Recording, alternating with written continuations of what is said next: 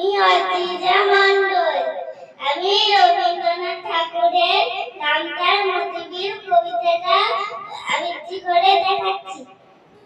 নামটার মোটিভের বহু দূর জল, হাঁসপুরি ভেসে ভেসে করে কোলাহল, পাখিতে